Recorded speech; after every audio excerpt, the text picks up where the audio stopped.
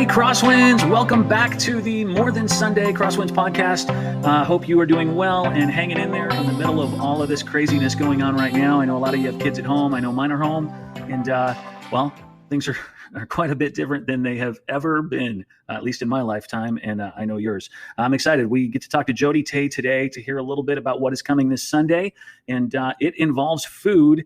It is going to involve you potentially needing to get some stuff ready in your house for the service that you'll be watching online. So without further ado, here's Jodie Tey. Well, hey, welcome, Jodie, to the podcast, the CrossWinds More Than Sunday podcast. I'm glad you're joining us today. Hi, Chris. Hi, CrossWinds. How is it going being cooped up at your house? Is it working out okay so far? How are your kids? I have one word. It's challenging, but we're doing okay. We're probably doing like everybody else is doing. Yeah. You have your good moments and your hard moments. But no complaints. Well, Jodie is going to be teaching this Sunday in our online service. And in fact, the plan was for Jodie to teach last Sunday in our online service. And then we kind of changed it on her when all of this stuff started going down and we knew we were going to have to cancel our weekend service, or at least I should say not cancel. We're trying not to say that, but move it online instead of in person. Mm-hmm.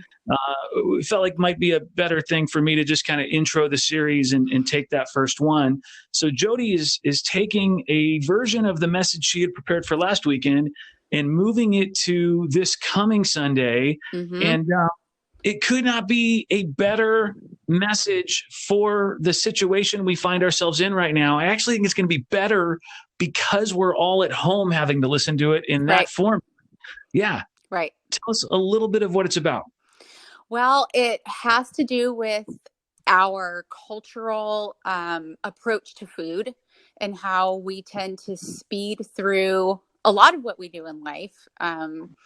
But really, as it applies to food, we're going to take a look at how we do that and why that might not be the best thing for our lives, not just physically, but spiritually as well. Right. And I don't want you to give too much away. There's a lot more to it.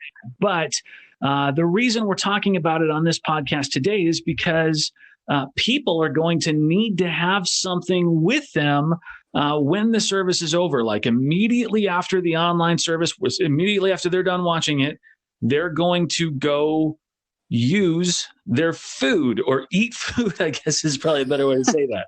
Yeah, we're going to create kind of an experiment, I suppose, or an experience for you based on kind of whatever you have in the house.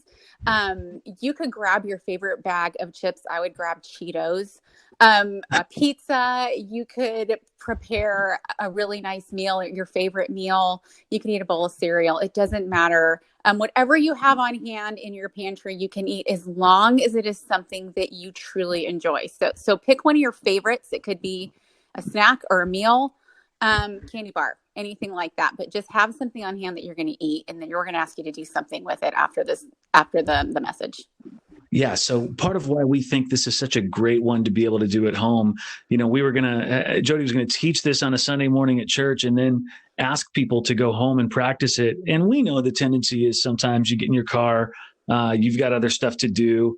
You don't quite remember everything we've taught on 3 hours later when you finally get around to doing the thing we were challenging you to do. Well, this is one you can do it 2 seconds after you hit stop on your internet browser or your TV or wherever you're watching the service.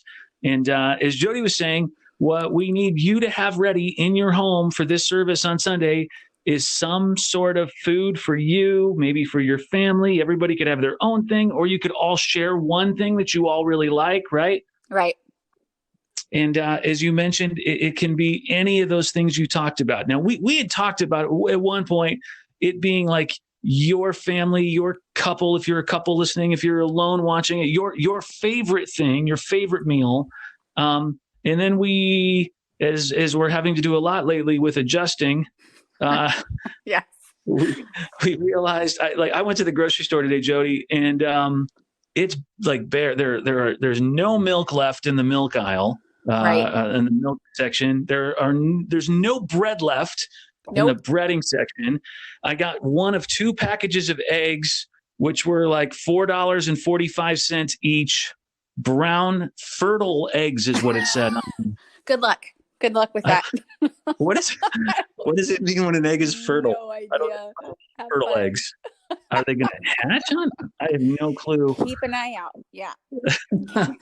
So very little is left. But I'm hoping somebody out there has got food in their house that they could use for this service that we're doing this Sunday, right? Right. So basically what I heard you just say, if there's no milk or bread, but you have eggs, if you were going to make French toast on Sunday, you're out of luck. So you got to make scrambled eggs or something. Okay, but that's another great point in all of this, which is that everybody's watching this service at different times. I mean, there are some people who are going to watch it at 9 a.m. Just because that's what they are used to going to, and some who will watch it at 11 a.m. Right. And so you don't have to have this thing be dinner or lunch. You could make breakfast and plan to have breakfast right after you've watched this, right? Yeah. The important thing is that you're just kind of thinking ahead maybe a little bit and thinking about what it might be. That's not going to be possible for everybody because, as we know, things are changing every minute right now, and that's going to affect maybe what you have time to do or don't do. But I think as much as you can, maybe think about what meal you might do this at, whether it's breakfast or dinner, and start thinking just a little bit about what you might have. Okay. And again, we keep saying meal, but if it needs to be a box of Cracker Jacks, that's okay. As long as you like Cracker Jacks. The most important thing is that whatever it is, it's ready right when the service ends. Right. Exactly. Yeah. Exactly. Okay. Jodie, this one's a great one for you, this message, because what I know about you, what our staff knows about you is you love to cook and bake. I think that's probably why you ended up getting this message. We assigned this one to you. I asked for this one. Did you? I asked to take this one, yes, because I love food. I've always loved food. My mom actually had a restaurant when I was growing up. And so she did? Yeah. And so I worked What kind of restaurant? I had no idea. She had a lunch, like a lunch spot. So it was open Monday through Friday, just during the lunch hour. And so this was when I was in high school. And so my mom has always loved food. She's always been a gourmet. And so she had this restaurant, and I waited tables there maybe 3 days out of the entire time she had it, because waiting tables was not my thing. But food was my thing. Food was my thing. I've always been around food, loved food. And my mom actually went to culinary school right after she sold that restaurant. So I've always been around it and have always appreciated it, mostly because my mom taught me how. And we appreciate how much you appreciate it, because as a staff, we are often the recipients of it. There's a lot of great things that Jodie makes and brings in. And I've noticed one thing about you. You've heard of people who are stress eaters. Jodie is like a stress baker. Yep. I always say it. I'm a stress baker. So if I'm stressed out about something, I will always carve out time to bake something. But I can't keep it in my house, because if I'm looking at it, I'm going to eat it. And so I'm always bringing it into church. And she's the stress baker for the rest of us. Yeah, I am the stress baker on staff. You also make a really good sangria. I do. Can I say that? You can say that. That's one of my favorite things that you make. You don't bring that into work all that often. No, not all that often. But when you have made that, it's pretty good. Okay. Yeah. What are you going to have on Sunday while you watch this with your family? Do you know what you're making? I have thought about it, and it's either going to be one of two things depending on how this week goes. I thought about doing Eggs Benedict, doing something really time consuming and just delectable and savory and scrumptious. So it's either going to be that, or if this week is super stressful, I've got a box of Krusty's pancake mix, and I'm just going to throw some water in it, mix them up, and throw them on the griddle. Or it could just be toast. Who knows? We don't know. We don't know yet. One of the three. When you do pancakes, so like my family can no longer have pancakes without chocolate chips in them. My kids, they don't even think pancakes exist outside of chocolate chips. In fact, Kennedy won't put syrup on them. She won't use a fork. Even still at 11 years old, she'll pick it up, the pancake, and she just eats the chocolate chips out of them. No way. You end up with a torn apart pancake. Well, my kids have kind of like, If it's a chocolate chip. Sorry, that's what was okay. that? I was going to say they've kind of moved away from the chocolate chip thing. So first it was plain, then it was chocolate chips, and now we're That's into good. strawberries and whipped cream because they saw someone Yeah. eating it one day and like, what is that? And I said, I ask you if you guys want that all the time, but there's something visual about it, right? When you see somebody else eating it, you think I have to have that or try that. Well, it just took one time, and now it is a pancake with a pile of strawberries on it, and then just a mountain whipped cream. Yeah. And then after you do the whipped cream on the pancake, then you do a shot in your mouth, and there you go, a shooter. Right. A shooter. I get it. That makes sense. So again, for everyone listening, the idea behind this is not just share your favorite recipe on Sunday but how great is it that there's food? Jodie's going to share this passage on Sunday. It's in Jeremiah 2. She's just going to do it real quick. She's got another passage that's the main one, but here's what it says in the Message version. This is Jeremiah 2:25. Slow down, take a deep breath. What's the hurry? Why wear yourself out? Just what are you after anyway? I love that. It is really all about slowing down. And I think Jodie's going to try to show us that maybe there's something in food that is meant to slow us down. And I think as we're in the middle of this season where everybody's sheltered in place and we're famata-ing, if that's It's a verb. A thing I can do a verb. As we fermata, there's this idea of us already slowing down, but we could still slow down maybe even in our food, and maybe God has something in that for us. So you'll see. Yep. Jodie, I've got you. You are our associate pastor here, and I'm going to connect with Carol at some point here on one of these podcasts, who's our care pastor. But I know you work pretty closely with her, and because I don't want to wait a week till we can get to that podcast.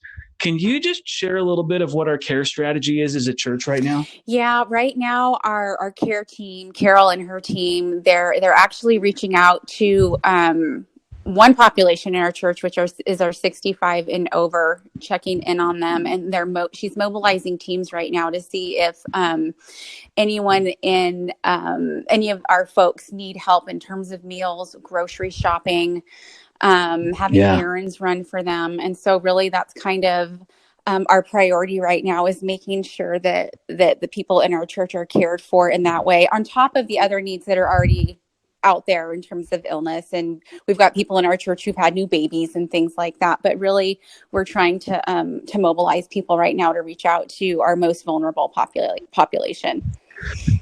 The timing of our care ministry strategy coming online, I think I just announced it maybe 3 or 4 weeks ago at one of our services that we've put that team together. We're ready to start doing some things.